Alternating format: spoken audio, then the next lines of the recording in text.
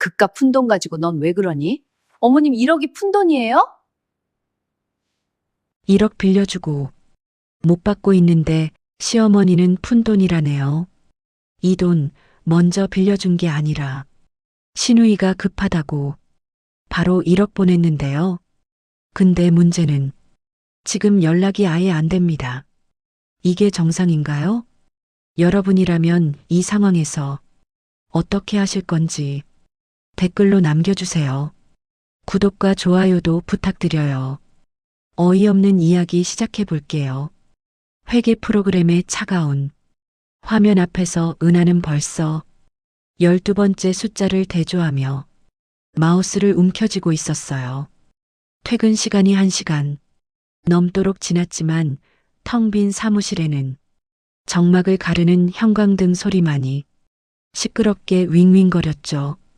동료들이 모두 빠져나간 자리에서 뻐근한 목을 돌리며 깊은 한숨을 내뱉던 그때 책상 위 휴대폰이 요란하게 진동하기 시작했어요.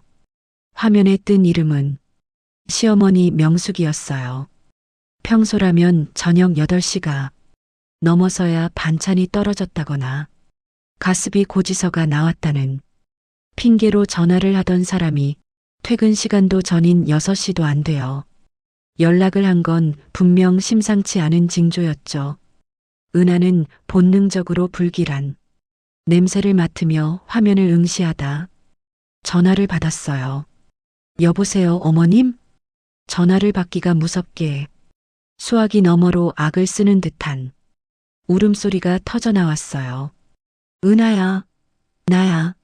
나 좀 살려다오. 나 진짜 이제 길바닥에 나앉게 생겼어. 평소 남들 앞에서는 우리 집은 아무 문제 없다며 대단한 체면을 중시하던 명숙의 목소리는 오간데 없었어요. 오직 절박함과 비굴함이 섞인 낯선 비명뿐이었죠. 은하는 미간을 찌푸리며 차분하게 대꾸했어요. 어머님, 일단 진정하세요. 무슨 일이기에 이렇게 전화를 하셨어요? 무슨 사고라도 난 거예요? 내 집이 넘어가게 생겼어. 이번 주 넘기면 진짜 이 집 날아간단 말이야. 내가 이 나이에 어디로 가니? 응? 은하의 손이 딱딱하게 굳어버렸어요. 머릿속이 하얘지는 기분이었죠. 경매요? 지금 경매라고 하셨어요? 그래, 경매. 말도 꺼내기 싫은데. 이번엔 정말 큰일 났어. 은하야, 네가 안 도와주면 나 정말 죽는다. 명숙이 말을 잇지 못하고 꺽꺽대자 전화기 너머로 다른 목소리가 가로채듯 끼어들었어요. 시누이 박지연이었죠. 지연의 목소리는 우는 엄마와 달리 이상하리만치 차분했어요. 오히려 너무 차분해서 소름이 돋을 정도였죠. 올케 언니, 나예요. 엄마가 너무 충격받으셔서 말을 잘 못하시네요. 내가 상황 설명할게요. 아가씨, 이게 무슨 소리예요? 집이 넘어간다니. 상황부터 제대로 얘기해봐요. 갑자기 이게 무슨 날벼락이에요? 엄마 아파트 벌써 2차 경매가 들어갔어요. 이번 주 금요일이 낙찰 기일인데 이미 낙찰 예정자까지 잡혀 있는 상태예요. 우리가 이번 주 안에 잔금을 막지 않으면 진짜로 집에서 쫓겨나게 생겼어요. 짐 싸서 나가야 한다고요. 은하는 볼펜 끝으로 책상을 신경질적으로 두드렸어요. 회계팀 과장답게 머릿속에선 이미 숫자들이 복잡하게 얽히며 자동으로 돌아가기 시작했죠. 그녀의 목소리는 갈수록 싸늘해졌어요. 2차 경매라고요? 아가씨, 1차는 언제 진행됐는데요? 보통 2달 전이었을 텐데 그럼 지금까지 왜 아무 말도 안 한 거예요? 왜 이제야 내일 모레가 기일인데 지금에서야 말하는 건데요? 지연은 잠깐 말을 고르는 듯 하더니 아무렇지도 않게 대답했어요. 그게 엄마가 창피해 하셔서 그랬어요. 사돈어른 귀에 들어갈까봐 걱정도 하시고 본인이 어떻게든 해결할 수 있을 거라고 생각하셨나 봐요. 근데 상황이 안 풀리니까 결국 이렇게 된 거예요. 언니, 지금 따지는 게 중요해요? 일단 집부터 살려야지. 은하는 속으로 깊은 한숨을 내쉬었어요. 창피해서 숨겼다가 벼랑 끝에 몰려서야 며느리에게 손을 벌리는 패턴. 이 집안 식구들이 지난 세월 동안 수없이 반복해온 전형적인 방식이었으니까요. 은하는 관자놀이를 누르며 물었어요. 그래서 지금 필요한 금액이 정확히 얼마예요? 막으려면 얼마가 있어야 하냐고요. 1억. 그 숫자가 공기 중에 딱딱하게 떨어졌어요. 은하는 그 육중한 숫자를 머릿속에서 굴렸죠. 1억. 자신의 비상금 통장, 적금, 그리고 퇴직연금 예상액까지 털어야 하는 거액이었어요. 중소기업 과장 월급으로 꼬박 10년을 모아야 만질 수 있는 돈이었죠. 아가씨, 그 큰 돈이 갑자기 어디서 나와요? 은행 대출도 심사 기간이 있잖아요. 이틀 만에 1억을 어떻게 만들어요? 나도 대출 알아보고 있어요. 지금 대형마트 근무하는 걸로 한 군데서 심사 중인데 그게 이번 주 안에 나올지가 확실치 않아서 그래요. 언니가 먼저 막아주면 내가 대출 나오는 대로 바로 갚을게요. 정말이에요. 내 이름 걸고 약속할게요. 아가씨, 대출 한도는 얼마나 나오는데요? 카드빚도 많다면서요. 한 7, 8천은 나올 거예요. 나머지는 내가 밤낮으로 일해서라도 아니면 다른 방법으로라도 구할게요. 언니, 저 믿죠? 내가 언니한테 언제 거짓말한 적 있어요? 은하는 휴대폰을 다른 손으로 바꿔쥐며 차가운 목소리로 뱉었어요. 저 지금 그 돈 당장 만들 상황이 아니에요. 우리도 형편 넉넉지 않은 거 알잖아요. 오빠 지금 일도 없는데 내가 벌어서 우리 식구 다 먹고 살고 어머님 용돈까지 드리는 거 뻔히 알면서 어떻게 그런 소리를 해요? 전화가 잠시 끊길 듯 조용해지더니 다시 명숙의 비명이 터져 나왔어요. 은하야, 내가 이런 부탁까지 하는 거 아는데 이 집 날아가면 난 갈 데가 없어. 이 나이에 내가 어디로 가니? 응? 사돈어른 앞에서도 부끄럽지 않게 이번 딱 한 번만 살려다오. 내가 니한테 언제 이런 큰 소리 냈니? 응? 제발. 울음기가 섞인 강요와 은근한 압박. 50년 가까이 살아온 집이 무너진다는 노인의 비명에 은하는 결국 눈을 감아버렸어요. 친정 부모님까지 들먹이며 체면을 강조하는 시어머니의 화법은 언제나 은하의 숨통을 조였죠. 그날 밤 무거운 발걸음으로 집에 들어서자 남편 박진호가 소파에 널브러져 TV를 보고 있었어요. 발밑에는 이미 빈 맥주캔 3개가 굴러다니고 있었고 거실엔 시큼한 술 냄새가 진동했죠. 당신 어머니한테 전화 받았어? 진호는 리모컨을 대충 내려놓으며 몸을 일으켰어요. 눈이 벌겋게 충혈된 채로 은하를 쳐다봤죠. 들었어. 근데 어떡하겠냐. 살려야지. 집이 넘어가게 둘 순 없잖아.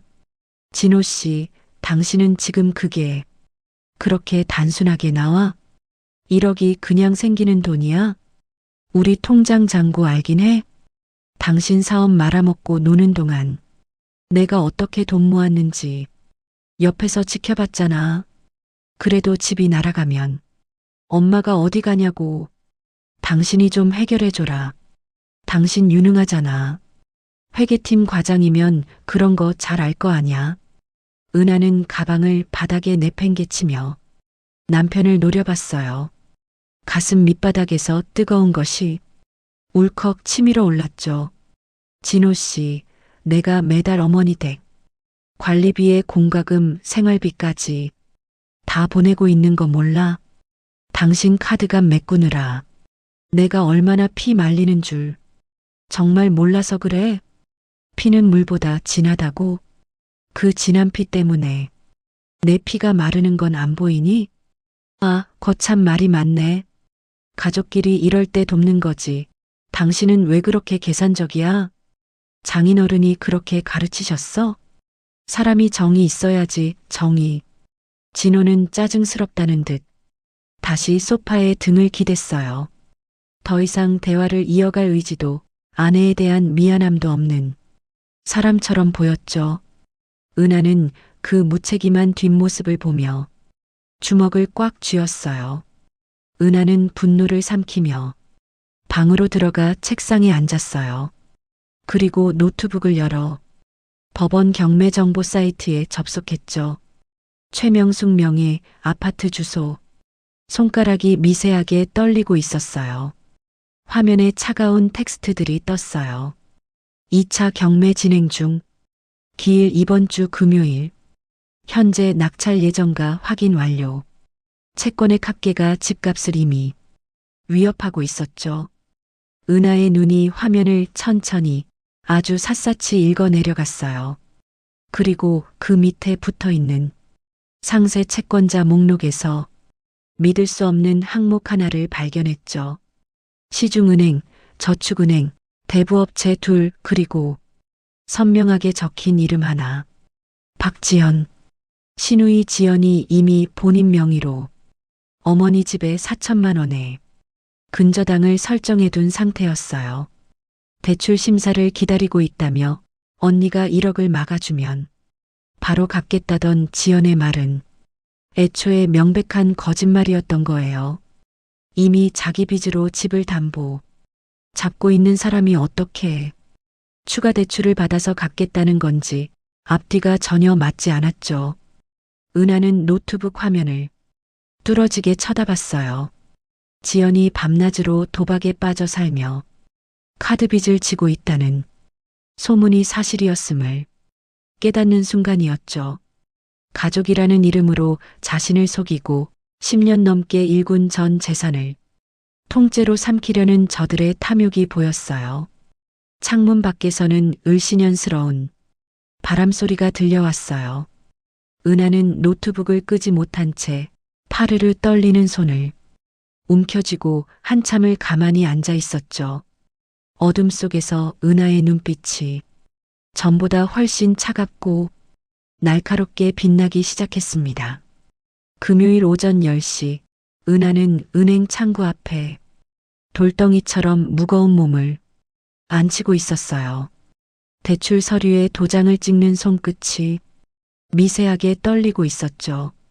15년 동안 직장 생활하며 입술 깨물고 모아온 적금, 해지 2,500만 원, 내 이름으로 낸 신용대출 5천만 원, 그리고 비상금 통장의 마지막 한 푼까지 긁어 모은 2천만 원. 숫자들을 하나씩 더해가며 겨우 1억을 맞췄어요. 창구 직원이 무심하게 이체 확인서를 내밀었을 때 은하는 심장이 덜컥 내려앉는 기분이었죠. 최명숙님 계좌로 1억 원 이체 완료됐습니다. 확인해 보세요. 은하는 그 종이를 받아들고 한참이나 멍하니 앉아 있었어요. 통장 잔고가 순식간에 숫자 0으로 변해버린 걸 보는데 마치 자신의 15년 세월이 통째로 삭제된 기분이었거든요.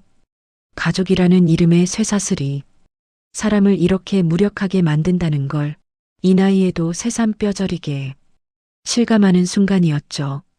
그때 휴대폰이 징 울렸어요. 신우이 지연이었죠. 언니 고마워요. 진짜 살았어요. 대출 나오면 바로 갚을게요. 딱 16글자.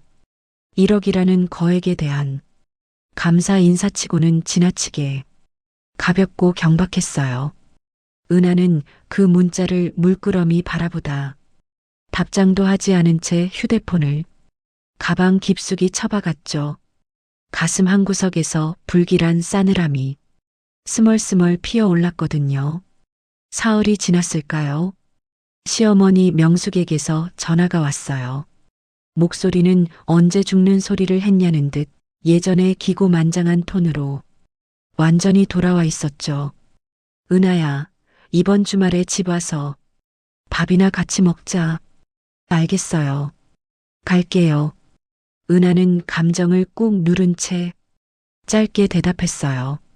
돈 1억을 보냈으니 상황이 어떻게 정리됐는지 내 눈으로 직접 확인해야 했으니까요. 토요일 오후 시댁 현관문을 열고 들어서는 순간 은하는 코끝을 찌르는 냄새에 발걸음이 우뚝 멈췄어요. 집안 가득 고소한 고기 굽는 냄새와 기름진 음식 향이 진동하고 있었거든요. 부엌에서는 명숙이 새 앞치마를 두르고 가스레인지 앞에서 삼겹살을 노릇노릇하게 뒤집고 있었죠. 어머 왔니? 어서 들어와라. 식탁 위를 본 은하의 미간이 저절로 좁혀졌어요. 평소 명숙이 만들던 단출한 밑반찬 수준이 아니었거든요. 김이 모락모락 나는 오징어 볶음, 손 많이 가는 잡채, 정갈하게 무친 깻잎까지 마치 잔칫날처럼 상다리가 휘어지게 차려진 걸 보며 은하는 기가 막혔죠. 불과 사흘 전만 해도 집이 경매에 넘어가네 만회하며 죽는 신용을 하던 집구석 맞나 싶었으니까요. 지연은 소파에 거만하게 기대어 최신형 스마트폰을 들여다보다가 은하가 들어오자 고개만 까딱하며 인사했어요. 올케 언니 오셨어요? 일찍 오셨네요. 지연의 태도는 너무나 태연했어요. 은하는 거실을 천천히 훑어보다가 무언가 달라진 것을 발견했죠. 명숙이 10년 넘게 쓰던 낡고 색바랜 거실 커튼이 은은한 광택이 도는 비싼 소재의 새 커튼으로 바뀌어 있었어요. 어머님, 커튼 바꾸셨네요? 명숙은 아무렇지도 않게 삼겹살을 접시에 담으며 대답했어요.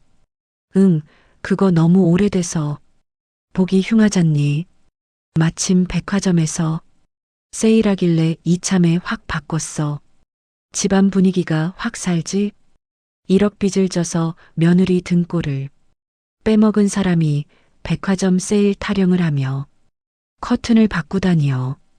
은하는 주먹을 꽉 쥐었지만 아무 말 없이 식탁 앞에 앉았죠. 남편 진호는 구석 의자에 비스듬히 앉아 벌써 맥주 한 캔을 비우고 있었어요. 긴장감이라고는 눈 씻고 찾아봐도 없었죠.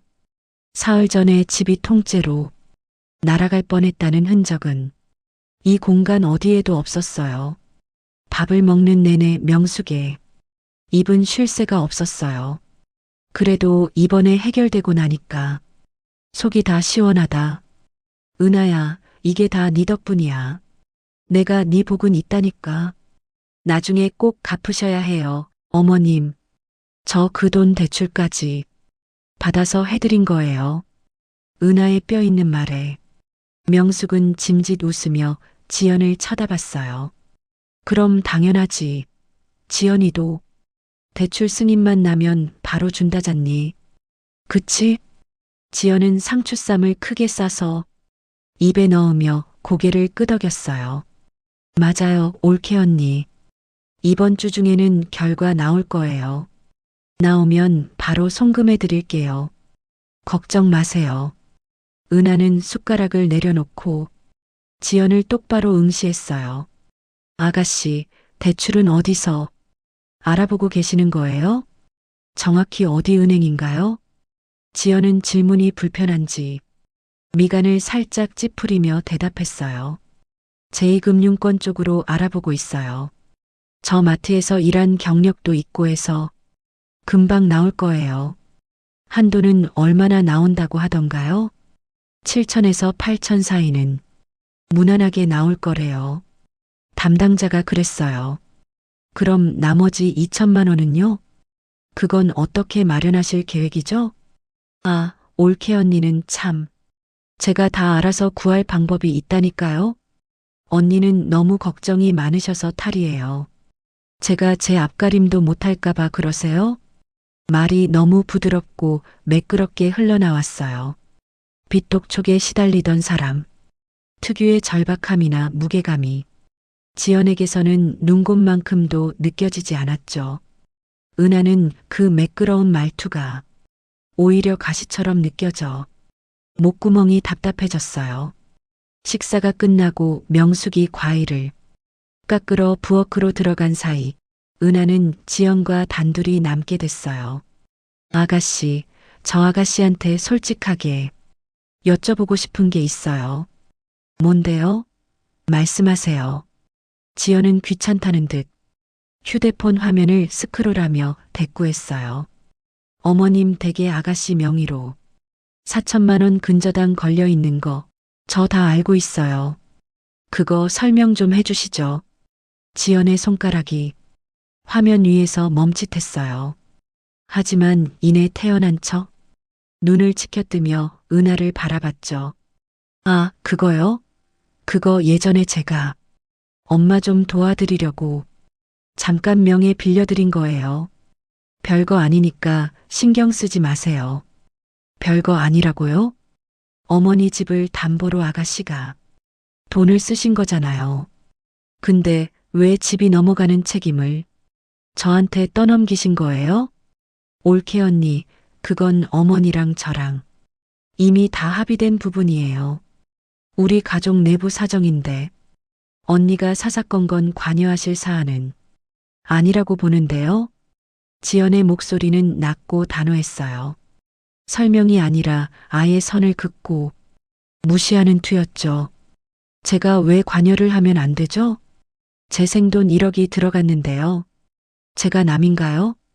그 1억은 경매 막으려고 언니가 내신 거잖아요. 근저당은 완전히 별개 얘기라고요. 자꾸 사람 피곤하게 왜 이러세요? 은하는 지연의 뻔뻔한 눈을 가만히 응시했어요.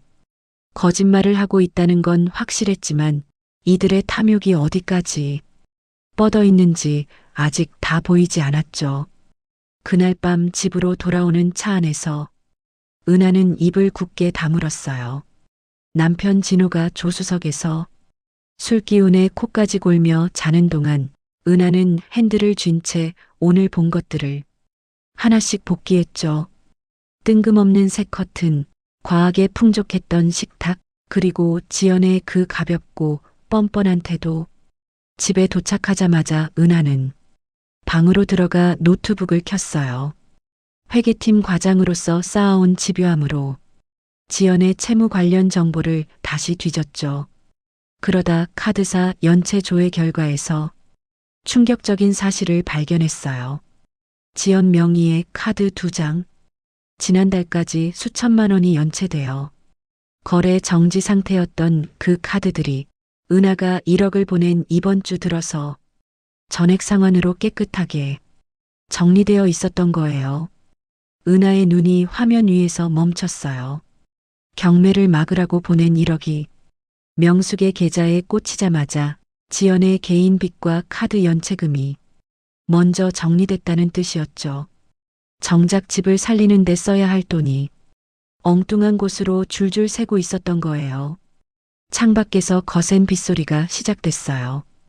은하는 노트북 화면을 닫지 않은 채 배신감으로 하얗게 질린 얼굴로 한참 동안 그 자리에 얼어붙어 있었습니다. 노트북 화면 속의 잔혹한 숫자들에서 눈을 떼지 못한 채 꼬박 밤을 지새운 다음 날부터 은하는 완전히 달라진 눈으로 시댁 식구들을 관찰하기 시작했어요. 겉으로 보기엔 아무것도 변하지 않은 평온한 일상이었죠. 시어머니 명숙은 여전히 시도 때도 없이 전화를 걸어 은하야, 밥은 먹었니? 하며 가식적인 안부를 물었고 시누이 지연은 가끔 언니, 조만간 좋은 소식 있을 거예요 라는 짧은 문자를 보내왔거든요. 하지만 그 다정한 안부와 문자 사이사이에는 거대한 구멍이 숭숭 뚫려 있는 느낌이었어요. 은하가 대출 결과가 어떻게 됐냐고 물을 때마다 지연은 아직 은행에서 연락이 없네요. 서류 검토가 까다롭나 봐요라는 말만 일주일째 앵무새처럼 반복했죠. 1억이라는 거금을 가져간 사람치고는 지나치게 여유로운 태도였어요. 은하는 어느 날 퇴근길에 명숙에게 슬쩍 전화를 걸어 물었어요. 어머님, 아가씨 요즘 몇 시에 들어와요? 얼굴 보기가 참 힘드네요. 어머, 말도 마라. 지연이 요즘 마트 일이 엄청 바쁜가 보더라고. 밤늦게나 들어와서 씻고 바로 골아떨어진단다. 마트 마감이 보통 몇 시인데요? 글쎄, 밤 10시쯤 되나? 마트 문 닫고 정리하면 11시는 훌쩍 넘는 모양이야. 근데 그건 왜 묻니? 아니에요. 그냥 걱정돼서요. 고생이 많으시네요. 은하는 더 묻지 않고 전화를 끊었어요. 하지만 명숙의 목소리에는 묘한 떨림이 있었죠. 뭔가를 숨기고 있거나 아니면 딸의 탈선을 애써 외면하고 싶어 하는 비겁한 방어막이 느껴졌거든요. 그 주 목요일 은하는 도저히 참을 수가 없어. 점심을 거르고 지연이 일한다는 대형마트로 직접 차를 몰았어요. 예전에 명숙이 자랑 삼아 얘기했던 그 마트였죠. 계산대 쪽을 천천히 훑어보니 3번 계산대에 무표정하게 서서 바코드를 찍고 있는 지연이 보였어요. 은하는 기둥 뒤에 숨어 시간을 확인했죠. 오후 1시 반이었어요. 은하는 고객센터 근처를 서성이다가 직원 한 명을 붙잡고 아는 척하며 넌지시 물어봤어요. 저기요, 제가 여기 3번 계산대 박지연 씨 지인인데 물건 좀 전해줄 게 있어서요. 혹시 퇴근 시간이 몇 시인가요?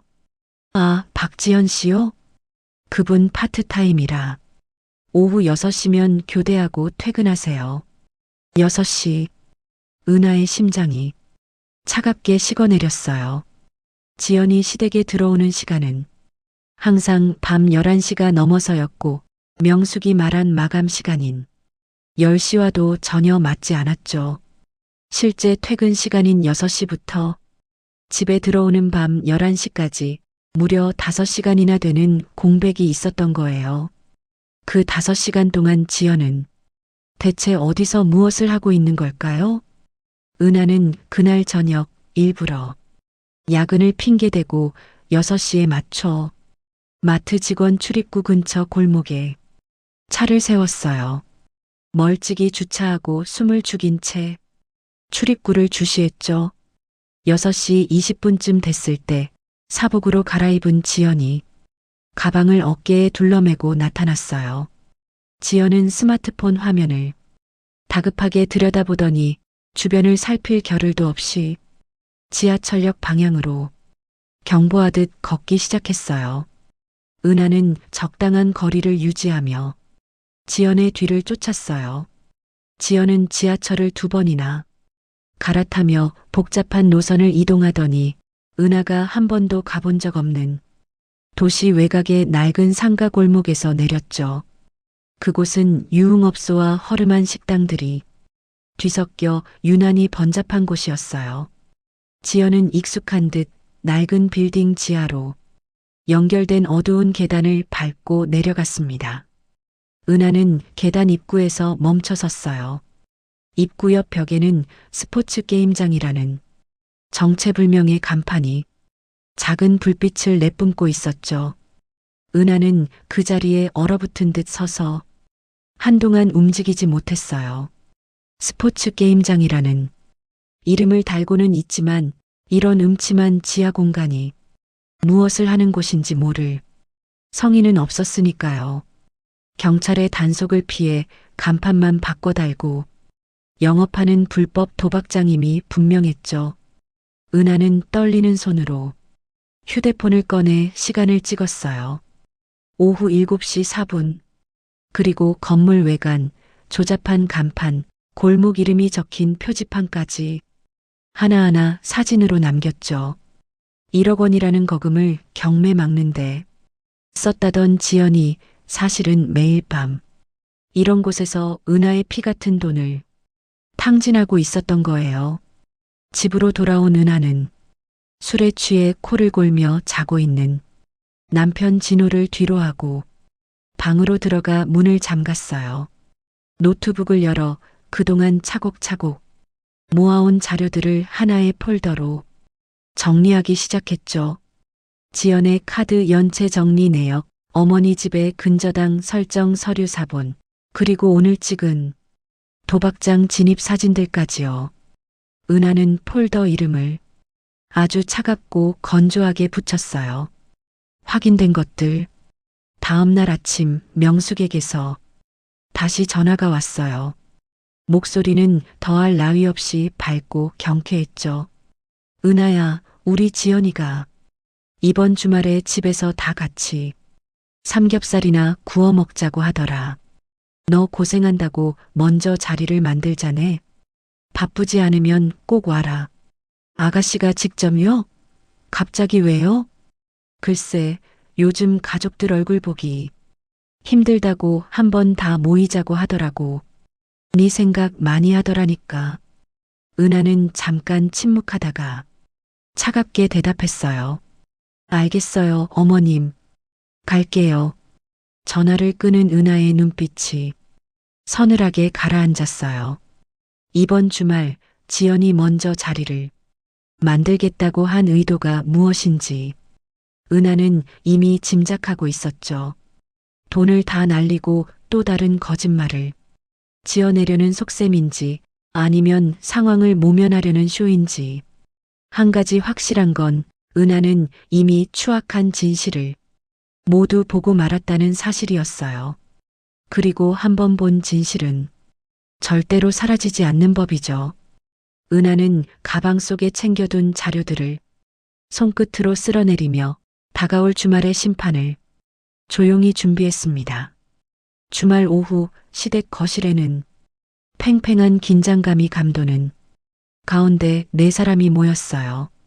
식탁 위에는 명숙이 생색내며 식혀둔 치킨 상자가 볼품없이 널브러져 있었고 남편 진호는 이미 맥주 3캔째를 따서 손에 쥐고 멍하니 TV만 응시하고 있었죠. 신우이 지연은 소파 한쪽에 거만하게 다리를 꼬고 앉아 스마트폰 액정만 연신 두드리고 있었어요. 불과 며칠 전 그 어두컴컴한 도박장 골목으로 스며들던 추악한 뒷모습을 내 눈으로 직접 봤는데 이 자리에서 지연의 얼굴은 마치 세상에서 가장 고결한 피해자라도 된 양 평온하기 그지없었죠.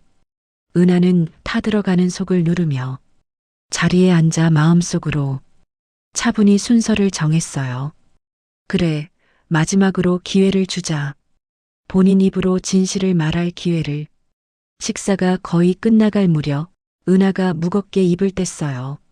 어머님, 제가 1억 송금해 드린 지 벌써 2주가 넘었네요. 아가씨 대출 결과는 어떻게 됐어요? 소식이 있을 때가 됐는데. 명숙은 입가에 묻은 기름기를 닦아내며 귀찮다는 듯 대답했어요. 얘는 기다리는 중이라지 않니?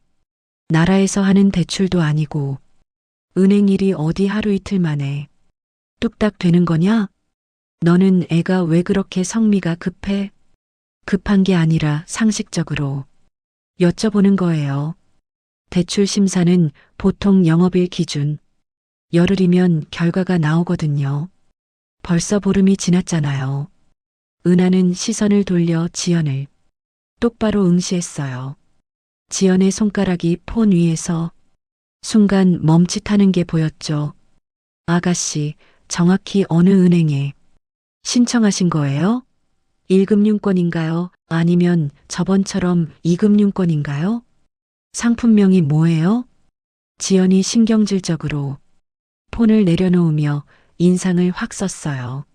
아, 2금융권이라니까요. 올케 언니, 제가 알아서 한다고 몇 번을 말해요? 제가 애도 아니고 왜 자꾸 취조하듯 물으시는 건데요? 알아서 하신다는 분이 보름째 아무 소식이 없으니까 묻는 거잖아요. 제가 그냥 드린 돈 아니라는 거 아시잖아요. 지금 저 독촉하시는 거예요? 사람 못 믿어서 이러시는 거냐고요. 지연의 목소리가 앙칼지게 올라갔어요. 그러자 명숙이 기다렸다는 듯 은하를 쏘아붙이며 끼어들었죠.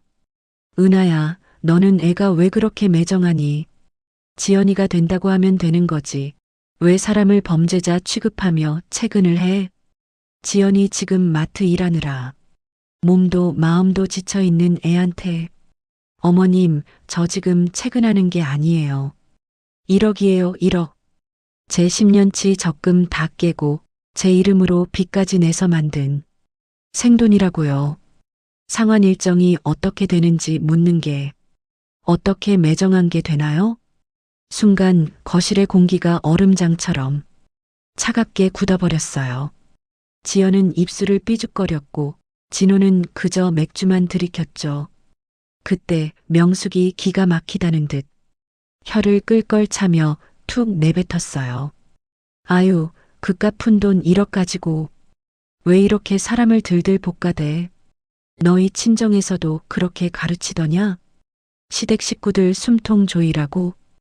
은하는 순간 귀를 의심했어요. 방금 내 귀로 들은 말이 실화인가 싶어 심장이 멎는 것 같았죠. 그깟 푼돈. 시어머니 입에서 나온 단어는 분명 푼돈이었어요. 어머님, 방금 뭐라고 하셨어요? 푼돈요? 그래. 요즘 세상에 1억이 뭐 그리 대단한 돈이라고.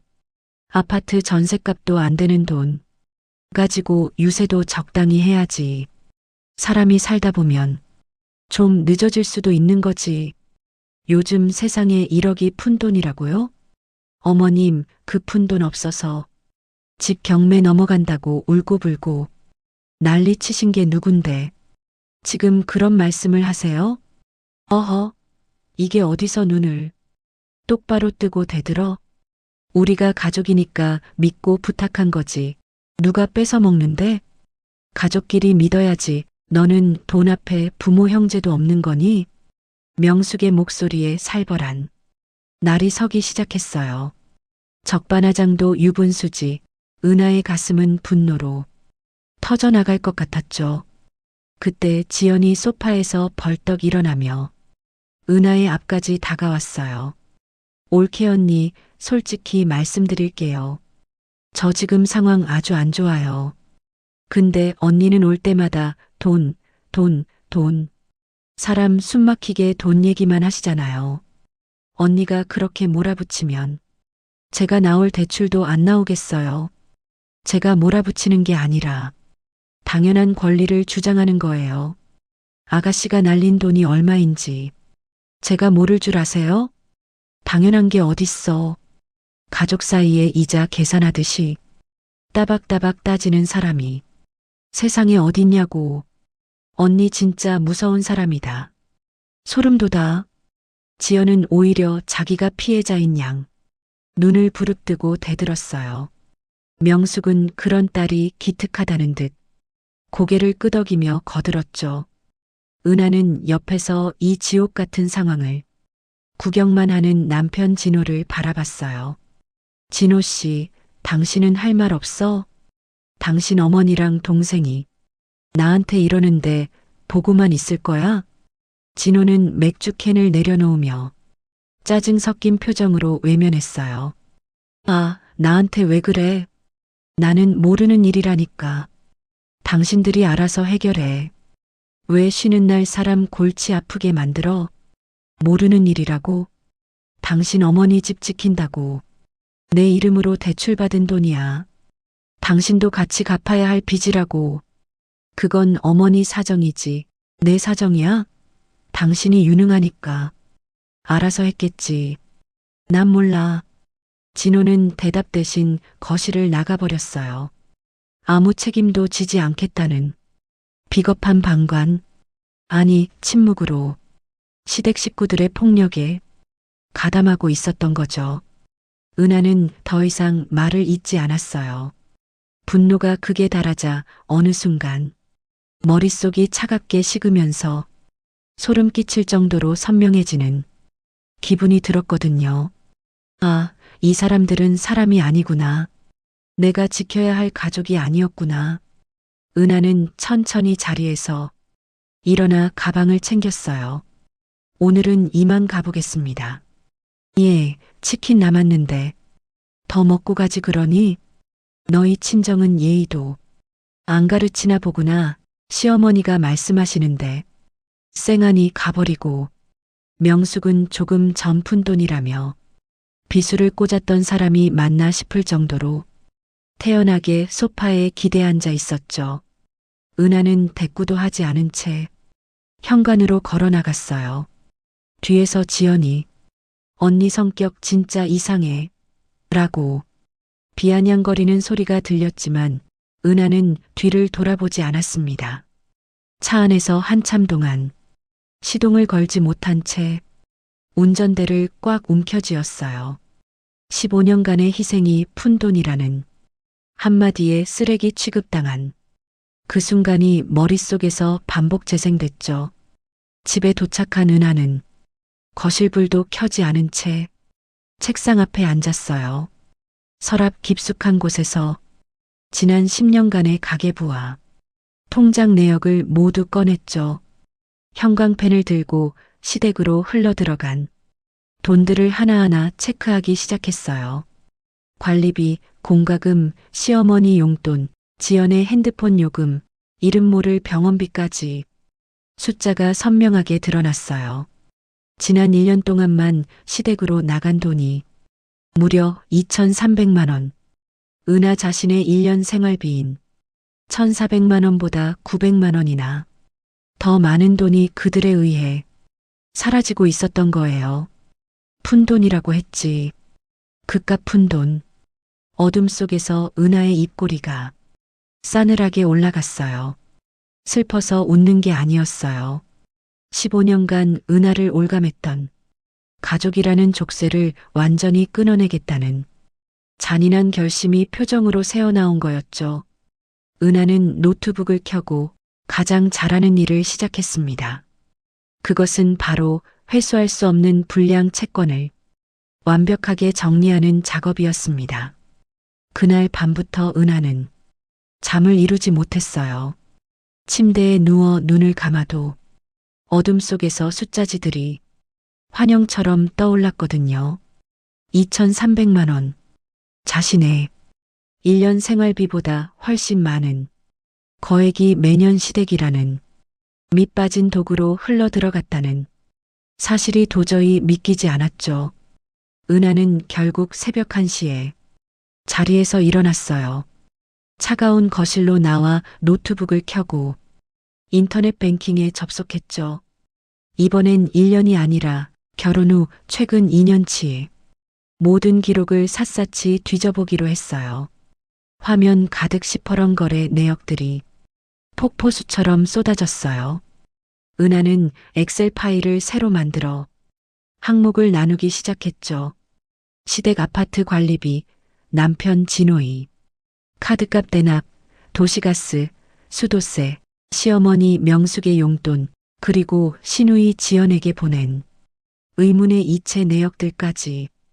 회계팀 과장으로 15년 넘게 잔뼈가 굵은 사람답게 은하의 손가락은 기계처럼 정교하고 빠르게 움직였어요. 2시간이 훌쩍 지났을 무렵 화면 하단에 최종 합계 숫자가 떴어요. 은하는 그 숫자를 보고 숨이 멎는 줄 알았죠.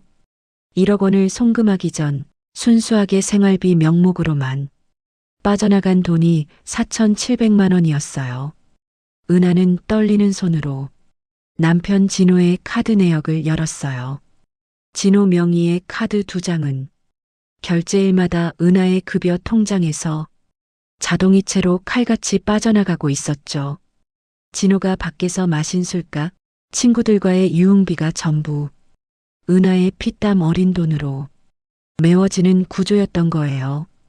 카드값 2년치 합산액 1,200만 원을 더하자 숫자는 5,900만 원으로 불어났어요. 여기에 이번에 보낸 1억 원을 합치니 단 2년 사이에 이 집구석 식구들을 위해 은하 혼자 감당한 돈이 총 1억 5,900만 원에 달했어요. 하지만 충격은 여기서 끝이 아니었죠. 지연의 이름으로 된 이체 내역을 정렬해보자 소름 끼치는 패턴이 드러났어요. 20만 원, 30만 원, 50만 원. 금액은 소소했지만 매달 서너 번씩 규칙적으로 반복되고 있었죠. 언니, 나 교통사고 합의금 급해. 언니, 친구 결혼식인데 옷이 없어. 언니, 카드값 밀렸어. 핸드폰 끊기게 생겼어. 은하가 기억하는 구질구질한 변명들도 있었지만 너무 자주라 무심코 보내줬던 돈들이 태반이었어요. 그 푼돈들을 합산하니 무려 820만 원이었어요. 은하는 의자에 몸을 깊숙이 묻은 채 눈을 감았어요. 지연은 경매라는 큰 건을 터뜨리기 훨씬 전부터 이미 은하의 주머니를 빨대 꽂듯 쪽쪽 빨아먹고 있었던 거예요. 1억 원은 그 파렴치한 갈취의 활용점정이었을 뿐이었죠. 새벽 4시 은하는 엑셀 파일을 저장하며 파일 이름을 차갑게 입력했어요. 이 집 가계부, 자신의 가계부가 아니라 기생충처럼 은하에게 붙어 사는 이 집안 전체의 가계부였죠. 하지만 그 가계부를 채운 건 오직 은하의 노동뿐이었어요. 다음 날 저녁 어김없이 시어머니 명숙에게서 전화가 왔어요. 목소리엔 미안함이라곤 눈곱만큼도 없었죠. 은하야, 이번 달 관리비 고지서가 왔는데 18만 원이나 나왔더라. 예, 이번 달은 좀 많이 나왔네. 확인하고 넣어줄 수 있지?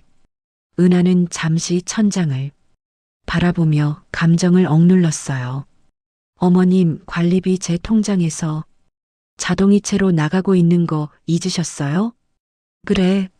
어머, 그랬나? 뭐, 그럼 됐지. 근데 왜 또 물어보고 그러니? 명숙의 말투는 너무나 당당했어요.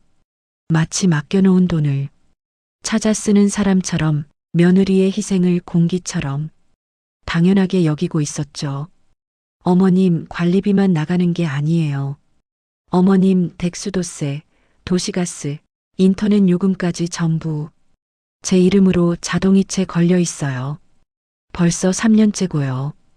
그거야 뭐 같이 사는 가족끼리 여유 있는 사람이 좀 내는 거지. 너는 회계하는 애가 왜 이렇게 사소한 거에 집착하니? 어머님, 저는 그 집에 같이 살지 않아요. 저는 제 집이 따로 있고 제 생활이 있어요.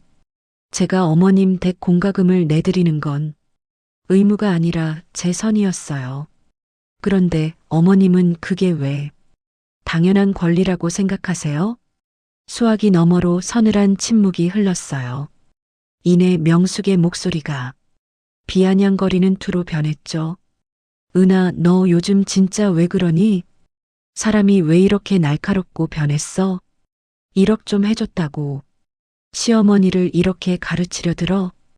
변한 게 아니라 이제야 제대로 보이기 시작한 거예요. 제가 그동안 얼마나 바보같이 살았는지. 말을 마치기도 전에 명숙이 먼저 전화를 뚝 끊어버렸어요. 은하는 폰을 내려놓고 거실을 쳐다봤죠. 남편 진호는 오늘도 거실 소파에서 TV를 켜놓은 채 술 냄새를 풍기며 잠들어 있었어요. 입을 벌리고 자는 그 무책임한 모습이 방문 틈으로 보였죠. 이 집 안에서도 상황은 똑같았어요. 진호의 보험료, 진호의 카드가, 진호가 가끔 기분 낸답시고 나가는 술자리 비용까지 진호가 스스로 벌어낸 돈은 최근 2년간 단 한 푼도 없었죠. 진호는 은하의 지갑을 자신의 전용 금고쯤으로 여기고 있었고 고맙다는 말 대신 당신은 돈 잘 벌잖아라는 뻔뻔한 위로만 건넸어요. 은하는 책상 서랍에서 방금 출력한 엑셀 시트를 꺼냈어요. 숫자들이 빼곡하게 적힌 이 종이 쪼가리가 지난 세월에 진짜 성적표였죠. 시댁 지출, 남편 카드, 신우이의 상습적인 갈취, 각종 공과금, 항목마다 붉은색으로 표기된 합산 금액이 은하의 심장을 찌르는 것 같았어요. 하지만 신기하게도 눈물은 나지 않았어요. 억울함이나 서러움 같은 뜨거운 감정들은 이미 차갑게 식어 가라앉았거든요. 대신 머릿속은 놀라울 정도로 투명하고 맑아졌죠. 마치 회사 장부에서 치명적인 분식회계 정황을 발견했을 때처럼 이제는 감정이 아니라 수정 전략을 세워야 할 때라는 걸 본능적으로 깨달은 거예요. 가족이라고 믿었던 관계는 사실 추악한 갈취 구조에 불과했어요. 자신이 끊임없이 돈을 주입하면 저쪽에서는 감사함도 없이 흥청망청 쓰고, 만약 은하가 그 돈줄을 죄려고 하면 성격 변했다며 공격하는 완벽한 가스라이팅의 굴레였죠. 은하는 노트북을 열어 엑셀 파일에 새로운 시트를 하나 추가했어요. 그리고 그 시트의 이름을 아주 단호하게 적었습니다. 앞으로 할 것들 회수 및 단절. 은하의 손가락이 다시 한번 키보드 위에서 춤을 추기 시작했습니다. 이번에는 주는 법이 아니라 빼앗긴 것을 되찾고 자신을 지키는 법을 정리하기 위해서였죠. 앞으로 할 것들 시트는 처음엔 차가운 백지 상태였어요. 은하는 서두르지 않았죠. 섣불리 감정적으로 움직이기 전에 썩어 문드러진 바닥을 완전히 확인해야 한다는 것을 15년 차 회계사적 본능으로 알고 있었거든요. 숫자는 절대로 거짓말을 하지 않아요. 다만 전체 흐름을 꿰뚫어 보지 못하면 교묘하게 가려진 진실의 일부만 보게 될 뿐이죠. 은하는 그 다음 날부터 사흘 밤낮을 꼬박 자료 수집에 쏟아부었어요. 법원 경매 정보 사이트부터 금융감독원 포털, 개인 신용정보, 조회 서비스까지 접근 가능한 모든 공개 자료를 샅샅이 뒤졌죠. 거기에 자신이 직접 송금했던 이체 내역과 시어머니 명숙의 통장으로 흘러들어간 자금을 정밀하게 교차 분석하기 시작했어요. 가장 먼저 명숙 명의 아파트에 담보대출 기록을 연도별로 풀어나갔어요.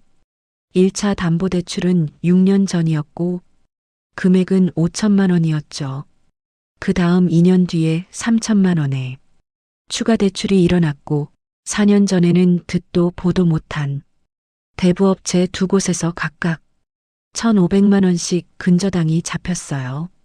여기에 신우이 지연의 명의로 된 근저당 4천만 원까지 더해지니 이 아파트에 설정된 채권 총액은 이미 시세의 90%를 훌쩍 넘겨 깡통이나 다름없는 상태였죠. 은하는 대출이 발생한 시점을 지연의 행적과 대조해 보았어요. 6년 전 1차 담보대출 당시 지연은 이혼하고 짐을 싸서 시댁으로 기어들어 왔었죠. 2년 뒤 추가 대출이 일어났을 무렵엔 지연의 신용정보에 처음으로 카드 연체 기록이 찍혔어요. 대부업체 대출 시점에는 지연이 온라인 도박과 관련된 소액 사기 피해 신고를 넣었다가 돌연 취하했던 구린 기록도 발견됐죠. 모든 시점이 톱니바퀴처럼 딱딱 맞아떨어졌어요. 담보대출이 늘어날 때마다 지연의 채무 흔적은 독버섯처럼 함께 불어났던 거예요. 명숙이 집을 담보로 피 같은 돈을 빌릴 때마다 그 돈이 어디로 흘러가 누구의 밑빠진 독을 채웠는지 이제야 선명하게 보이기 시작했죠. 은하는 지연의 카드 사용 패턴도 따로 분석했어요. 지연이 은하에게 소액을 구걸할 때마다 댔던 핑계들은 매번 달랐지만 요청 날짜와 카드 내역을 겹쳐보면 추악한 공통점이 드러났죠. 돈을 달라고 하기 직전 2, 3일 안에 지연의 카드 한도는 항상 바닥을 치고 있었어요. 그리고 은하에게 돈을 입금받은 직후엔 어김없이 일부 연체금이 결제됐죠. 전형적인 돌려막기였어요.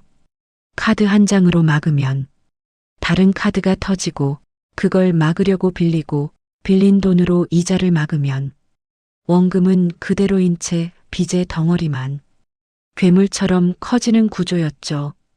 거기에 도박으로 날리는 돈이 쉼없이 더해지고 있었으니 지연이 요구하는 금액이 갈수록 대담해진 이유가 여기 있었던 거예요. 특히 은하가 1억을 넣기 전 지연이 이금융권 대출을 알아보고 있다며 호언장담했던 말. 은하가 직접 지연의 신용정보를 확인해 본 결과 지연의 등급은 이미 대출 승인이 절대로 불가능한 나락 구간에 처박혀 있었어요. 대한민국 어떤 정상적인 금융기관에서도 지연에게 신규 대출을 내줄 리가 만무했죠. 대출 심사를 기다리고 있다는 말은 처음부터 은하의 1억을 뜯어내기 위한 새빨간 거짓말이었던 거예요. 은하는 프린터를 켜고 정리한 모든 증거 자료를 출력했어요. 담보대출 연역, 지연의 카드 돌려막기, 패턴 분석, 신용정보 조회 결과, 이체 내역 교차 분석표까지 종이가 무려 12장에 달했죠. 은하는 그것들을 날카로운 시선으로 정렬해 파일에 끼워 넣었어요. 파일 표지에 오늘 날짜를 적으며 은하는 잠시 손을 멈췄어요. 이 집이 경매까지 몰린 건 명숙의 관리 소홀 때문이 아니었어요. 가족이라는 탈을 쓴 누군가가 지속적으로 이 집의 마지막 자산까지 갉아먹고 있었던 거죠. 담보를 늘리고 사채까지 끌어들이며 집값을 초과하는 채무지옥을 만든 주범, 그게 바로 지연이었어요. 그리고 그 파멸의 구조가 한계에 다다랐을 때 저들이 마지막 생명줄로 꺼내든 카드가 바로 며느리의 1억이었던 거죠. 명숙도 아마 알고 있었을 거예요. 자식의 치부를 덮어주기 위해 며느리의 등골을 뽑아막는 걸 당연하게 여겼겠죠. 그깟 푼돈이라는 소름 끼치는 망언이 그냥 나온 게 아니었어요. 며느리의 돈은 애초에 자기들 마음대로 가져다 써도 되는 공짜 자원이라는 인식이 뼛속까지 박혀 있었던 거였죠.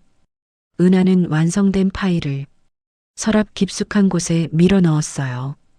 그날 밤 남편 진호가 어김없이 술 냄새를 풍기며 들어와 소파에 무너지듯 누웠죠.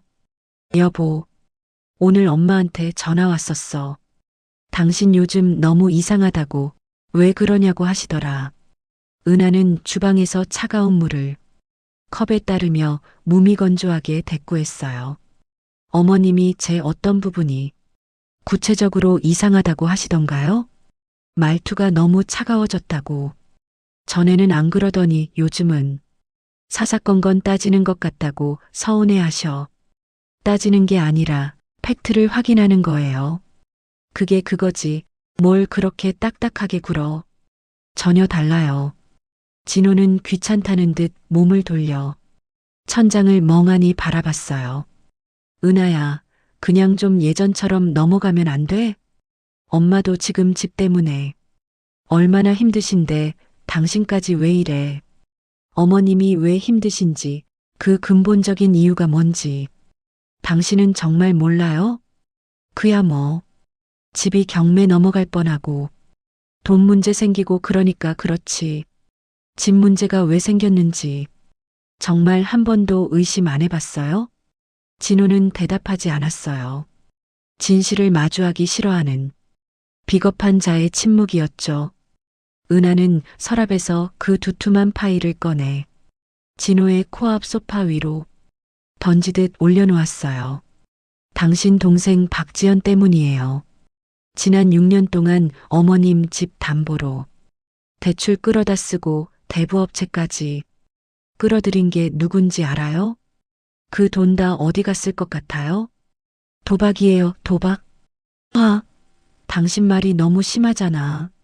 지연이가 오죽하면 그랬겠어? 그리고 그건 그냥 당신 추측이잖아. 은하는 파일의 첫 페이지를 거칠게 넘기며 차갑게 덧붙였어요. 추측 아니에요.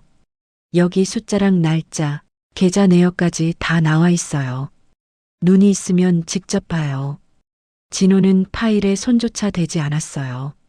한참을 씩씩거리며 침묵하던 진호가 간신히 입을 열었죠. 그래서 어쩌려고? 이제 와서 다 파헤쳐서 집안 풍비박산이라도 내겠다는 거야? 아직은 말할 단계가 아니에요. 준비가 더 필요하니까. 은하는 소파 위의 파일을 다시 낚아채며 선언하듯 말했어요. 근데 한 가지는 분명히 말해둘게요. 이 집구석 식구들 뒷바라지하면서 내 돈으로 돌리는 거 이번 달로 완전히 끝이에요.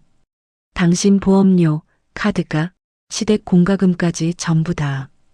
진호는 그 말의 치명적인 무게를 이해하지 못한 채 아니 이해하고 싶지 않은 듯 다시 눈을 감아버렸어요. 은하는 방으로 돌아와 노트북을 열었죠. 앞으로 할 것들 시트의 빈칸들이 이제는 아주 구체적이고 잔혹한 계획들로 채워지기 시작했습니다. 월요일 아침 7시 은하는 출근 준비를 마치고 식탁에 앉아 차분하게 은행 앱을 열었어요. 가슴속에 소용돌이치던 분노나 서러움은 이미 숫자를 정리하던 긴 밤들의 녹아 사라졌죠. 지금 은하에게 남은 건 오직 냉철한 판단력과 실행해야 할 목록뿐이었어요. 자동이체 관리 메뉴를 누르자 화면 가득 굴욕적인 족쇄들이 펼쳐졌어요. 최명숙 아파트 관리비, 최명숙 도시가스, 최명숙 수도 요금, 최명숙 인터넷, 박진호 신용카드 A, 박진호 체크카드 B, 박지연 매달 정기 송금. 은하는 눈 하나 깜빡하지 않고 하나씩 해지 버튼을 눌러 나갔어요. 해지하시겠습니까? 라는 물음에 망설임 없이 확인을 누를 때마다 15년간 은하의 어깨를 짓누르던 무거운 짐들이 한 줄씩 삭제되어 갔죠. 모든 구조를 해체하는데 걸린 시간은 단 4분이었어요. 은하는 앱을 닫고 가방을 챙겨 일어났어요. 안방에서는 남편 진호가 술 기운에 취해 여전히 깊은 잠에 빠져 코를 골고 있었죠. 은하는 그를 깨우지 않았어요. 굳이 말로 설명할 필요도 없었죠. 직접 바닥을 쳐봐야 정신을 차리는 불의에게 미리 경고를 해주는 건 불필요한 감정 낭비일 뿐이니까요. 폭풍전야 같은 사흘이 흘렀어요. 수요일 저녁 어김없이 시어머니 명숙에게서 날카로운 전화가 걸려왔어요. 야, 은하야. 관리비가 왜 아직 안 빠져나갔니? 관리실에서 미납이라고 독촉장이 날아왔잖니. 이게 어떻게 된 거야? 어머님, 저 자동이체 전부 해지했어요. 수화기 너머로 숨이 멎는 듯한 정막이 흘렀어요. 해지를 왜 해? 네가 안 내면 누가 내는데. 더 이상 제가 어머님 댁 공과금을 부담할 이유가 없어서요. 저 그 집에 살지도 않잖아요. 너 갑자기 왜 이래? 며느리가 시댁 공과금 좀 내주는 게 천인공노할 일이니? 네가 1억 좀 해줬다고 지금 시어머니 상대로 시위하는 거야? 갑자기가 아니에요, 어머님. 벌써 3년이나 됐어요. 제 선의는 여기까지예요. 이제 어머님 집 비용은 어머님이 직접 해결하세요. 명숙의 목소리는 당황을 넘어 히스테릭하게 변했어요. 내가 무슨 돈으로 내? 내 형편 뻔히 알면서 네가 어떻게 나한테 이럴 수 있어? 그건 자식인 진호 씨랑 지연 아가씨랑 상의하세요. 저한테 소리 지르실 문제가 아니에요. 전화는 명숙이 악을 쓰기 직전에 끊겼어요. 은하는 아무 일 없었다는 듯 평온하게 저녁 식사를 준비했죠. 그날 밤 10시가 넘었을 무렵 신우이 지연에게서 다급한 문자가 도착했어요. 올케 언니, 저 잠깐 통화 가능할까요? 은하는 문자를 읽고 잠시 기다렸다가 차갑게 전화를 걸었죠. 무슨 일이죠, 아가씨? 언니, 엄마한테 들었어요. 자동이체 다 끊으셨다면서요? 갑자기 이러시면 저희는 어떡해요? 지금 저희 상황이 어떤지 잘 아시잖아요. 네, 아주 잘 알죠. 그래서 끊은 거예요. 언니, 알면서 어떻게 이래요? 저 지금 이번 달 카드값 막을 돈도 없어서 피가 말리는데 언니가 이렇게 나오시면 저 진짜 죽으라는 소리밖에 안 돼요. 그 카드값이 어디에 쓰였는지 제가 정말 모를 거라고 생각하세요? 지연은 순간 말을 잇지 못하고 당황한 듯 숨을 몰아쉬었어요. 언니, 혹시 저 오해하시는 거 아니에요? 무슨 근거로 그런 무서운 말씀을. 근거요? 지난 6년치 모든 금융 기록, 아파트 담보대출 연역, 그리고 아가씨의 카드 결제 패턴까지 제가 다 분석 끝냈어요. 저 회계팀 과장이에요, 아가씨. 숫자는 사람처럼 거짓말을 못하거든요. 아가씨가 밤마다 어디 가는지도 제가 다 봤고요. 전화기 너머로 지연이 거친 호흡 소리만 들리더니 이내 툭 끊겨버렸어요. 진실을 들킨 자의 비겁한 도망이었죠. 목요일 아침 출근 준비를 하던 진호가 지갑에서 카드를 꺼내 들고 당황한 기색으로 은하를 쳐다봤어요. 여보, 이거 카드가 왜 한도 초과로 나와? 편의점에서 담배 한 갑도 결제가 안 돼. 그 카드 한도 하향 조정했어요. 그리고 결제 계좌도 내 통장에서 당신 통장으로 바꿨고요. 진호는 카드를 식탁 위에 던지며 짜증을 냈어요. 아니, 그러면 내가 밖에서 뭘로 써? 나 지금 수중에 돈 한 푼도 없는 거 몰라? 당신 명의 통장에 돈을 채워넣고 쓰세요. 당신이 직접 벌어서요. 내가 지금 무직이잖아.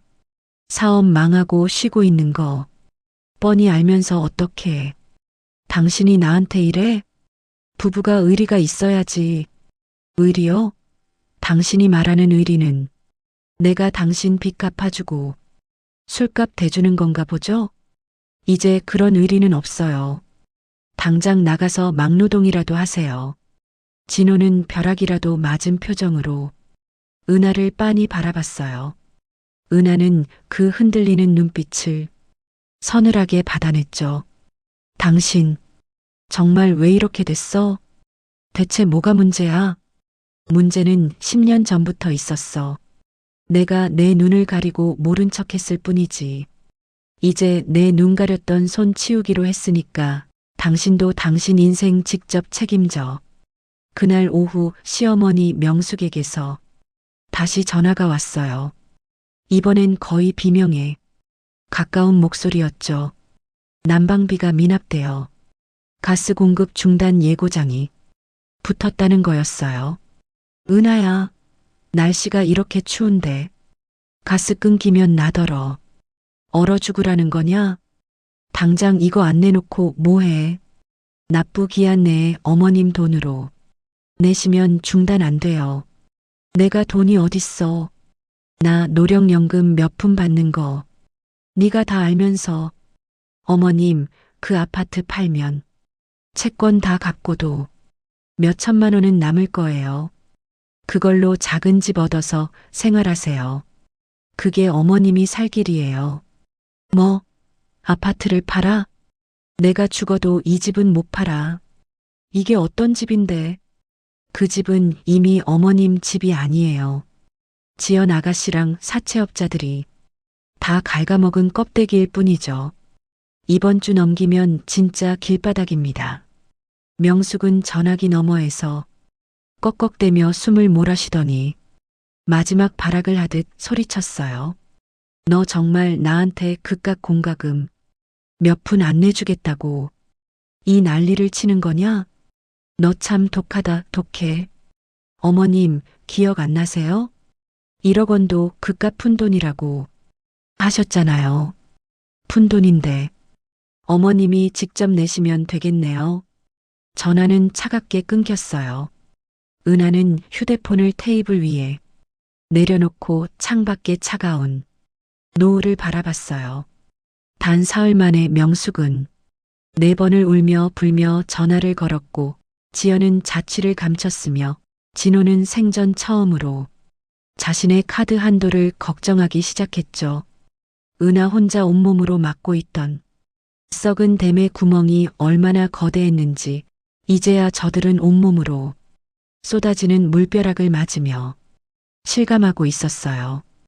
은하는 노트북을 열어 앞으로 할 것들 시트에 첫 번째 항목에 선명한 체크 표시를 남겼습니다. 이제 겨우 시작이었죠.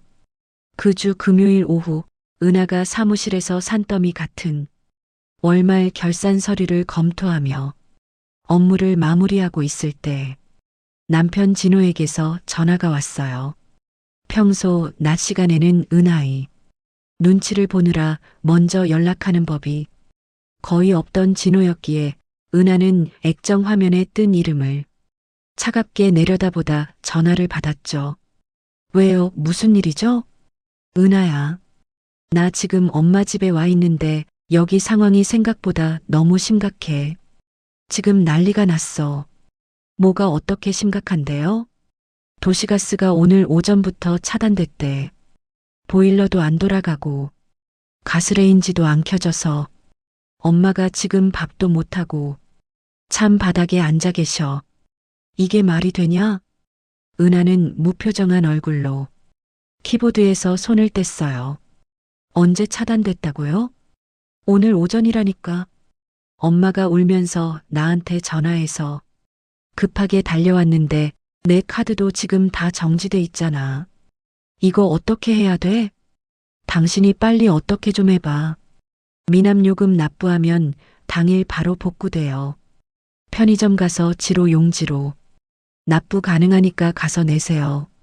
아니, 미납요금이 얼마인데? 그건 거기 있는 고지서 확인해 보세요. 모바일 앱으로도 확인 가능하고요. 그러니까 당신이 지금 당장 송금 좀 해주면 안 될까? 내가 지금 수중에 단돈 10,000원도 없어서 그래. 당신이 확인해서 당신이 직접 내세요. 아님 아가씨한테 연락해 보시든가요. 어머님한테 귀한 자식이 둘이나 있는데 왜 저한테 그러세요? 진호는 예상치 못한 은하의 단호함에 말을 잇지 못하고 멍하니 침묵했어요. 수화기 너머로 진호의 당황한 거친 호흡 소리만 들려왔죠. 은하 너, 나 지금 정말 돈 한 푼도 없다니까? 당신 정말 이럴 거야? 돈 없으면 아가씨한테 빌리든가 나가서 일을 하세요. 끊을게요. 은하는 가차없이 전화를 끊고 다시 모니터를 응시하며 작업을 이어갔어요. 서류를 넘기는 손가락 끝 하나 흔들리지 않았죠. 그날 밤 늦게 진호가 집으로 돌아왔어요. 술은 마시지 않은 상태였지만 얼굴은 흙빛이 되어 어두웠죠. 소파에 털썩 주저앉아 한참을 땅만 꺼져라 한숨을 내쉬던 진호가 마침내 입을 열었어요. 엄마가 오늘 동네 아줌마들 앞에서 체면이 완전히 구겨졌대. 평생 고개 들고 사신 분인데 말이야. 무슨 일이 있었길래 그래요? 아줌마들 모임 나갔다가 계산대에서 카드를 냈는데 그게 한도 초과로 결제 거절이 났대. 사람들 다 보는 앞에서 망신이란 망신은 다 당하고 울면서 집에 오셨어. 은하는 대꾸도 하지 않고 물컵만 만지작거렸어요. 원래 그 카드 당신이 자동이체로 관리비 내고 남은 금액 쓰시던 거였잖아. 근데 당신이 이체를 끊어버리니까 한도가 꽉 찬 상태로 그냥 멈춰 있었던 거야. 엄마는 그것도 모르고 평소처럼 긁으신 거고 본인 카드면 어머님이 직접 잔액 관리하고 신경 쓰셔야죠. 그게 상식 아닌가요? 진호가 억울하다는 듯 은하를 쏘아봤어요. 은하야, 우리 엄마 69이야. 노인네가 그런 복잡한 걸 어떻게 일일이 관리해? 당신이 그동안 다 해줬으니까. 당연히 당신이 챙길 줄 아셨던 거지. 69이 나이 많아서 관리 못할 나이인가요? 그냥 안 하신 거예요. 며느리라는 공짜 인력이 다 알아서 돈 채워주고 막아주니까 손 하나 까딱 안 하고 사신 거라고요. 이제라도 본인 인생 본인이 책임지는 법 배우셔야죠. 진호는 더 이상 반박할 논리를 찾지 못한 채 입을 다물었어요. 무책임함이 탄로난 자의. 비겁한 침묵이었죠. 주말이 지나고 월요일 오전 은하의 휴대폰으로 모르는 번호의 문자가 한 통 날아왔어요. 혹시 박지연 씨 옳게 되시는 분인가요? 드릴 말씀이 있으니 연락 부탁드립니다. 은하는 직감적으로 올 것이 왔다는 생각에 바로 전화를 걸었어요. 네, 문자 확인했습니다. 누구시죠? 아, 저는 지연 씨 지인인데요. 다름이 아니라 지연 씨한테 빌려준 돈 때문에 연락드렸어요. 벌써 일주일째 연락이 안 돼서요. 얼마나 빌려주셨는데요? 저 혼자만이 아니에요. 저 포함해서 동네 지인들 4명이고요. 다 합치면 4천만 원이 넘어요. 지연 씨가 이번에 올케 언니한테 1억 받으면 바로 갚는다고 큰 소리 쳐서 믿고 빌려준 건데 이제 전화도 안 받네요. 은하는 차분하게 숨을 고르며 대답했어요. 당장 경찰에 신고하세요. 네, 옳게 되시는 분이 어떻게 그렇게 말씀을. 저는 박지연 씨 채무 보증인이 아닙니다. 그 돈이 어디로 흘러갔는지 아가씨가 어떤 거짓말을 했는지 저는 다 알고 있어요. 피해 보시지 않으려면 당장 법적으로 대응하시는 게 맞습니다. 저한테 전화하셔도 해결해 드릴 수 있는 게 없어요. 전화를 끊으며 은하는 지연의 추악한 민낯이 드디어 수면 위로 완전히 올라왔음을 느꼈어요. 1억으로도 모자라 주변 사람들 돈까지 끌어다 도박판에 쏟아부었던 거죠. 그날 오후 은하는 진호에게 짧은 문자를 보냈어요. 오늘 아가씨 지인들한테 연락 왔어. 아가씨 채무 4천만 원 관련해서 이번 주 내로 경찰 신고 들어간대. 알고나 있어. 답장은 한참이 지나서야 왔죠. 그게 무슨 소리야? 4천만 원이라니? 은하는 직접 확인해 보든가라고 쏘아붙이고는 휴대폰을 덮어버렸어요. 저녁에 진호가 현관문을 박차고 들어오자마자 은하를 붙잡고 따지기 시작했어요. 여보, 지연이 경찰 신고 들어간다는 게 대체 사실이야? 지연이가 도대체 밖에서 뭘 하고 다녔길래 그 큰 돈을 빌린 거야? 그걸 왜 저한테 물으세요? 당신 동생이잖아요. 당신은 회계한다면서 집안 돈 흐름 다 꿰고 있다면서 그럼 이런 것도 미리 알고 막았어야지. 미리 알았냐고요? 네, 다 알고 있었어요. 아가씨 신용등급이 바닥인 것도 사채 끌어다 쓰는 것도 당신 어머니 집 담보로 돈 빼돌린 것도 다 알고 있었다고. 근데 당신은 그동안 뭐 했어? 내가 혼자 피 마르며 맞고 있을 때 당신은 술이나 마시고 방관했잖아. 진호는 주먹으로 식탁을 내리치며 비명을 질렀어요. 하지만 그건 분노라기보다 자신의 무능함이 발가벗겨진 자의, 처절한 발악이었죠. 그러면 이제 어떻게 하냐고. 내 동생이 경찰 조사받으면 엄마는 어떻게, 동네 창피해서 어떻게 사냐고. 경찰 조사는 죄를 지은 박지연이 받아야 할 일이고 어머님 체면은 어머님이 자초하신 결과예요. 저는 더 이상 이 집안에 오물들을 제 손으로 치워드릴 생각이 없어요. 각자 지은 죄 각자 감당하세요. 은하는 진호를 남겨둔 채 방으로 들어가 문을 잠갔어요. 책상 앞에 앉아 노트북을 열고 앞으로 할 것들 시트에 두 번째 항목에 선명하게 체크를 남겼죠. 거실 너머로 진호가 지연에게 전화를 걸며 소리를 지르는 소리가 들렸어요. 하지만 연결이 되지 않는지 욕설을 내뱉다 결국 명숙에게 전화를 돌려 통곡하듯 울어대는 소리가 방문 틈으로 새어 들어왔죠. 은하는 조용히 이어폰을 꽂고 클래식 음악을 틀었어요. 이제 이 집구석 식구들이 스스로 무너지는 무게를 오롯이 견뎌야 할 시간이었죠.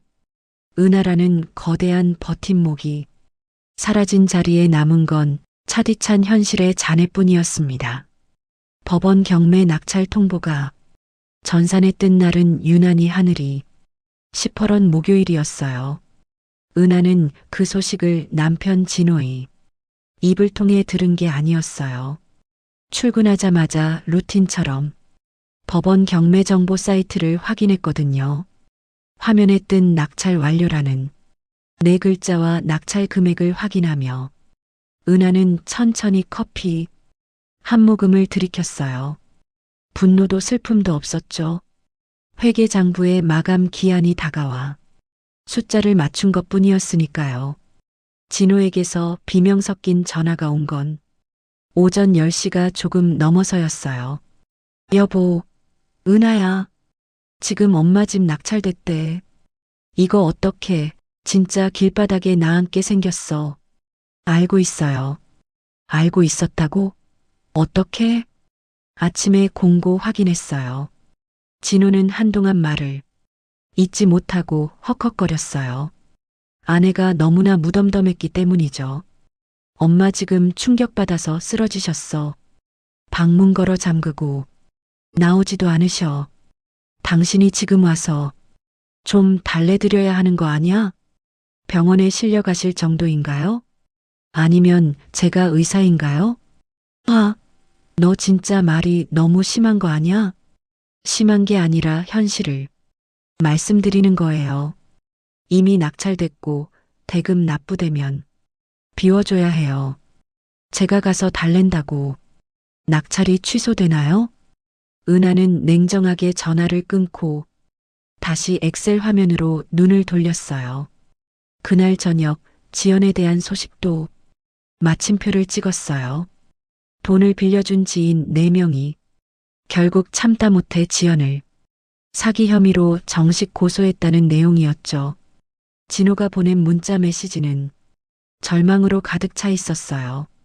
지연이 이번 주 내로 경찰서 출석하래. 언니가 이렇게 줬는데 왜 일이 이렇게 되냐고. 엄마가 통곡하신다. 너 정말 이럴 거야?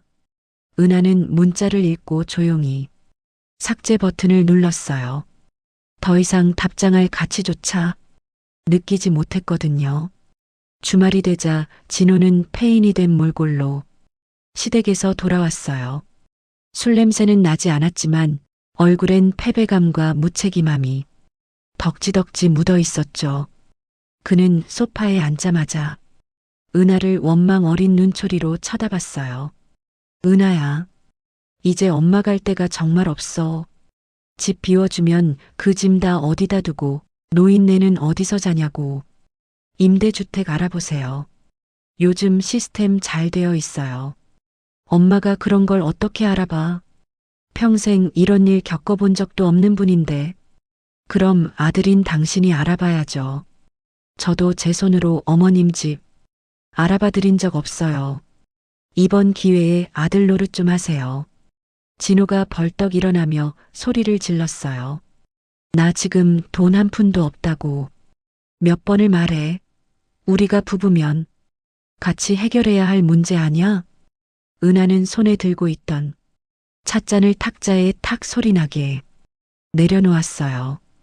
그리고 거실로 나와 진호의 눈을 똑바로 쏘아봤죠. 박진호 씨, 저는 이미 넘칠 정도로 했어요. 최근 2년만 따져도 당신 가족 입으로 들어간 돈이 6천만 원이 넘어요. 제가 해드린 1억은 아예 계산해서 뺐는데도요. 그거야. 우리 가족을 지키려고 한 거잖아. 가족? 은하가 그 단어를 씹어뱉듯 되물었어요. 당신 가족이 저한테 해준 게 뭐가 있죠? 어머님은 제 15년 피땀을 그깟 푼돈이라고 모욕했고, 아가씨는 제 돈 뜯어다 도박판에 뿌리고 주변 사람들 사기까지 쳤어요. 당신은요? 그 사이에서 술이나 마시며 나 몰라라 방관한 게 당신이 말하는 가족이에요? 나도 옛날엔 돈 많이 벌어다 줬잖아. 우리 사업 잘 될 때 같이 호의호식했잖아. 결국 그 비겁한 변명이 나왔네요. 은하는 헛웃음을 지으며 고개를 저었어요. 사업 망한 지 몇 년 됐죠? 그동안 당신 카드값, 술값, 보험료 누가 냈어요? 예전에 벌어다 준 돈이 지금 당신의 무책임을 정당화해 주나요? 부부는 같이 짐을 지는 거지. 한 사람 등에 올라타서 목을 조르는 게 아니에요. 진호는 할 말을 잃은 듯 입만 벙긋거리다 다시 소파에 주저앉았어요. 은하는 안방으로 들어가 문을 잠갔어요. 그리고 서랍 가장 안쪽 비밀번호가 걸린 개인 금고에서 두툼한 서류 봉투 하나를 꺼냈죠. 겉면에는 아무런 글자도 적혀 있지 않았지만 그 안에는 은하가 지난 1년간 준비해온 모든 것이 들어 있었어요. 재산분할 명세서, 기여도 산출 근거, 그리고 미리 작성해둔 이혼 소장. 은하는 이날이 올 줄 알고 있었어요. 1억을 보내던 그 비참한 날, 이미 마음속으로는 이 결혼이 장부를 마감하고 있었죠.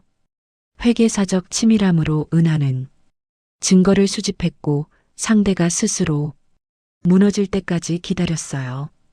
이제 완벽하게 들어맞았고 더 이상 미련을 가질 오차 범위도 남아있지 않았죠. 은하는 휴대폰을 꺼내 미리 저장해둔 법무사에게 메시지를 보냈어요. 서류 준비 끝났습니다. 화요일 오후 2시에 방문하겠습니다. 바로 접수 진행해 주세요. 답장은 금방 왔어요. 알겠습니다. 확인했습니다.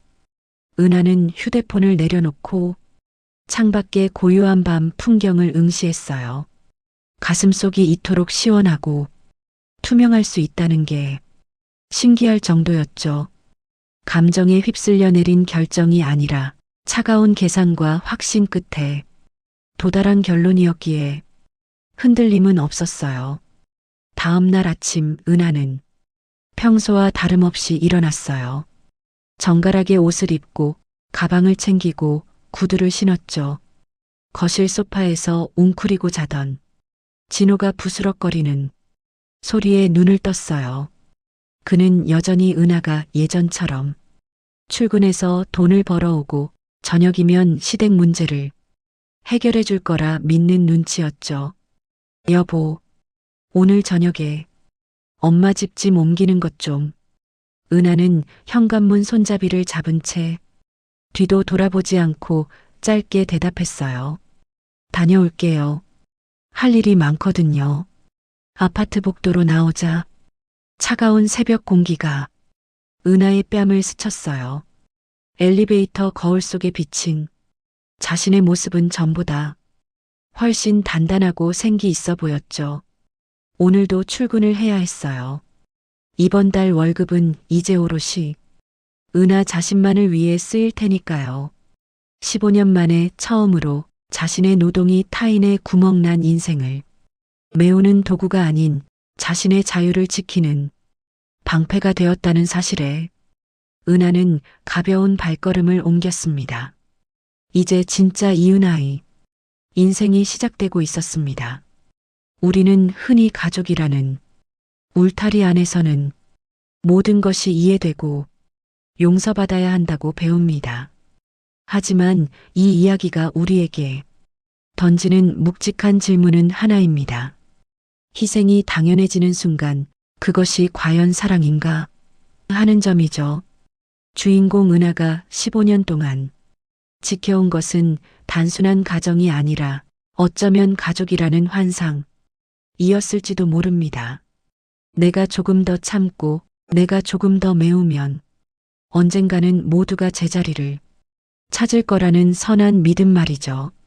하지만 그 선의가 상대방에게 권리로 변질되었을 때 가족은 울타리가 아니라 족쇄가 됩니다. 은하의 선택은 차갑고 냉정해 보일 수 있지만 사실은 자기 자신을 향한 가장 뜨거운 위로였습니다. 남의 인생을 대신 살아주느라 정작 텅 비어버린 자신의 마음을 이제야 돌보기 시작한 것이니까요. 돈 1억보다 소중한 것은 타인의 무책임에 내 삶을 내어주지 않겠다는 용기입니다. 지금 이 순간에도 나만 참으면 되겠지라며 무거운 짐을 혼자 짊어진 모든 분께 말씀드리고 싶습니다. 여러분의 인내는 결코 푼돈이 아니며 당신의 삶은 그 누구의 구멍난 인생을 메우기 위한 소모품이 아니라는 사실을요. 이제는 타인이 아닌 여러분 자신을 위해 웃는 날이 더 많아지기를 진심으로 응원합니다. 오늘도 끝까지 사연 숙력 캠프를 시청해 주셔서 감사드립니다. 행복한 하루 되세요.